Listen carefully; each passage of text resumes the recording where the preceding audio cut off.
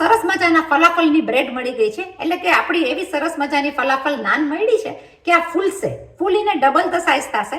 એના પોકેટની અંદર આપણે ભરી નાખશું મસ્ત મજાના ભજીયા, એની સાથે સલાડ, એની સાથે બધી લાલ તીખી તીખી મીઠી લીલી ચટણીઓ અને ચટણીઓ જે પણ વસ્તુમાં આવે ને એનો સ્વાદ જ આખો અનેરો આવે, તો બહુ જ સરસ લાગશે. તો બનાવી નાખીએ સ્વાદિષ્ટ ફલાફલ. બે રીતના થતા હોય છે, એક થતા હોય છે કાબુલી ચણાના અને બીજા થતા હોય છે ચોરાના. ચોરાની દાળના અમારા કેન્યામાં બહુ જ બનાવતા હોય છે કે ચોરાની દાળના કેન્યાની અંદર રેસીપીમાં ભજીયા બનાવીને ભરીને એની સ્ટફિંગની અંદર બધું નાખીને, અરે બોલીને શું કામ તમને કહું છું, ચાલો ને બતાડી જ દઉં કે શું બનાવું છું આજ સાંજની રસોઈ માટે. ચાલો કરીએ સાથે. ચોરા 6 થી 7 કલાક પલાળેલા, તો ડબલ ધ સાઇઝ એટલે કે 1 વાટકી તમે પલાળ્યા હોય તો 3 વાટકી જેટલા તો થઈ જ આવે. મેં પલાળી નાખ્યા છે થોડા ચણા જે ડબલ ધ સાઇઝ થઈ ગયા છે, એનું આપણે બનાવી નાખશું હમસ. કરી નાખશું ચોરામાં બધો જ આપણો સ્વાદિષ્ટ મસાલો. પલાળેલા ચોરાને કરી નાખશું આખું પાકું ગ્રાઇન્ડ. રસોડાનો રાજા હું માનતી હોઉં છું બુલેટને, તો બુલેટની અંદર આપણે કરી નાખશું આખું પાકું ગ્રાઇન્ડ. જ્યારે ગ્રાઇન્ડ કરશું ત્યારે થોડું મિક્સ કરવું પડશે ચમચા વડે, જેથી કરીને ગ્રાઇન્ડિંગમાં કોઈ પ્રોબ્લેમ ના આવે, કારણ કે આપણે આની અંદર નાખવાના પાણી બિલકુલ નથી. ઓસ્ટ્રેલિયાની અંદર બુલેટ મશીન ખૂબ જ વપરાતું હોય છે, કારણ કે બુલેટમાં ગ્રાઇન્ડિંગ થાય એકદમ જ સરસ. 3 થી 4 વાર મારે આને ગ્રાઇન્ડ કરવું પડ્યું છે, પાણી વગર, પણ ગ્રાઇન્ડિંગ થયેલું ક્રશ થઈ જશે આ પ્રમાણે. આના ભજીયા થશે બહુ જ સરસ. ચોરાના ભજીયા આમ પણ બધી વસ્તુ ખાવામાં બહુ સ્વાદિષ્ટ લાગતા હોય છે. આની ઘણી બધી વેરાયટીઝ અને રેસિપીસ બનતી હોય છે. બીજી બાજુ તમે જોઈ શકો કે આપણે તેલ કરી નાખશું ગરમ મૂકવા માટે. ઓસ્ટ્રેલિયાની અંદર સનફ્લાવર, સિંગ તેલ મળી જતા હોય છે ઇઝીલી. ચાલો ભાઈ, કરી નાખશું ભજીયાનો બધો જોરદાર મસાલો. લઈ લેશું આપણે અડધો કાંદો, 1 ટેબલ સ્પૂન ચણાનો લોટ,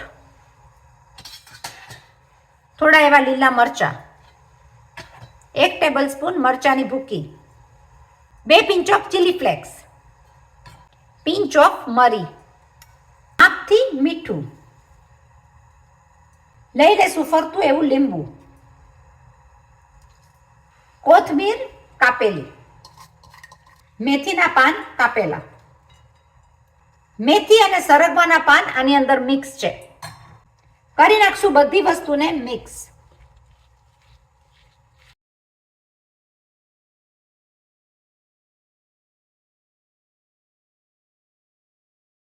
તમે જોઈ શકો કે ભજીયાનું મિક્સિંગ થઈ ગયું છે બહુ જ સરસ. ભજીયા તમને ફોરા કરવા હોય એટલે કે સોફ્ટ કરવા હોય તો થોડું એવું સોડા બાયકાર નાખીને કરી શકો, પણ આની અંદર સોડા બાયકાર નથી નાખેલું અને નાખી દીધા છે સરગવાના પાન અને મેથીની ભાજી એક સાથે.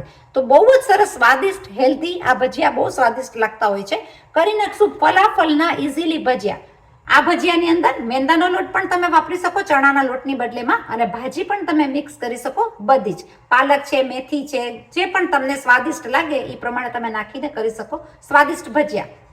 ચલો ભાઈ, ભજીયાની તૈયારી થાય છે ત્યાં સુધીમાં હું કાપી લઈશ એનું કચુંબર. કચુંબરમાં આપણે લઈ લઈશું કાકડી છે, ટમેટું છે, જોડે કોબી છે, લાલ લીલી અલગ અલગ કોબી પણ તમે લઈ શકો, અને લઈ લેશું ડુંગળી.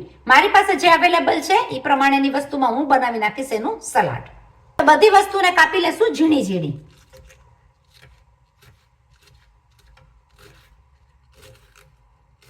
કરી નાખશું મીડિયમ ધીમા તાપ ઉપર. આપણું તેલ તૈયાર થઈ ગયું છે. સલાડ કાપતા કાપતા કરી નાખશું ભજીયા.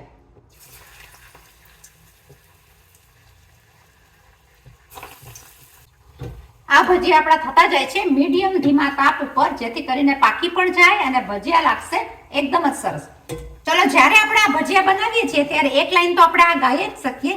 બેદર્દી વાલેમાં તુझको मेरा मन याद करता है, बेदर्दी बालमा तुझको मेरा मन याद करता है.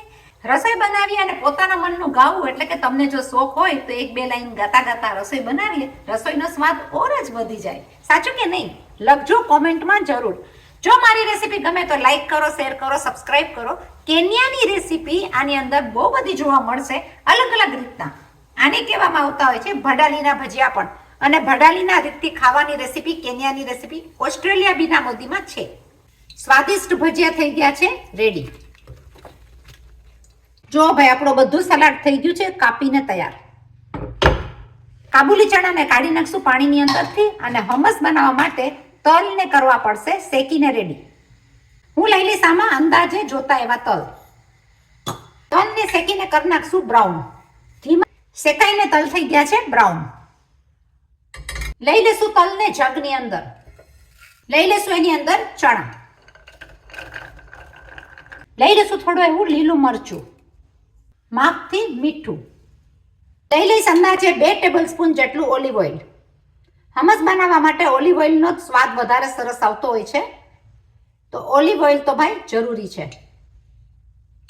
બધી વસ્તુને કરી નાખશું મિક્સ અને કરી નાખશું ગ્રાઇન્ડ.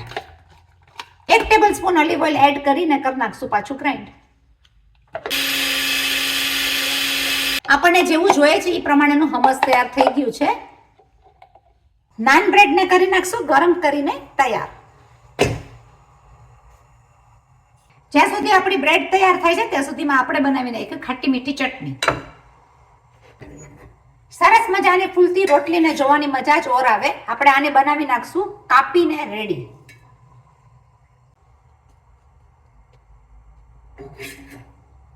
ફલાફલની આ રોટલી થઈ ગઈ છે રેડી.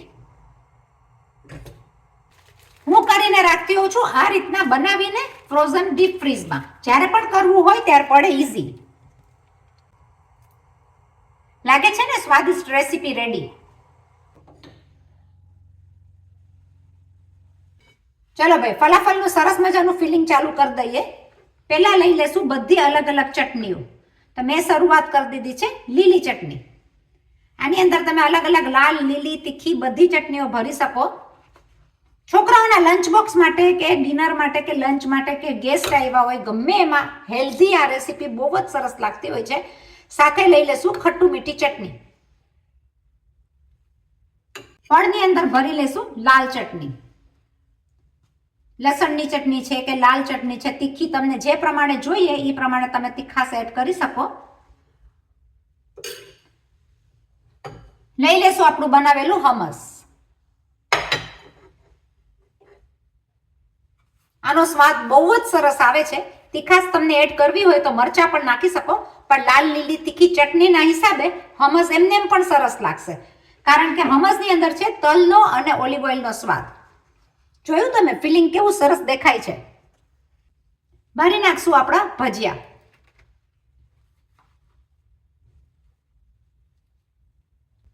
લઈ લેશું એની અંદર સલાડ.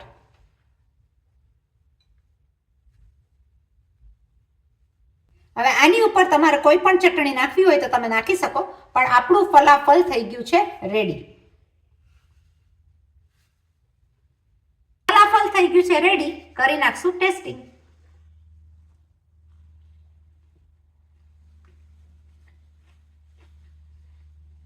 થોડી એવી એડ કરશું તીખી ચટણી, પણ લાગે છે બહુ જ સ્વાદિષ્ટ.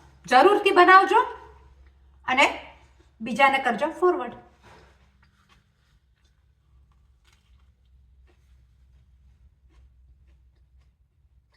Too good.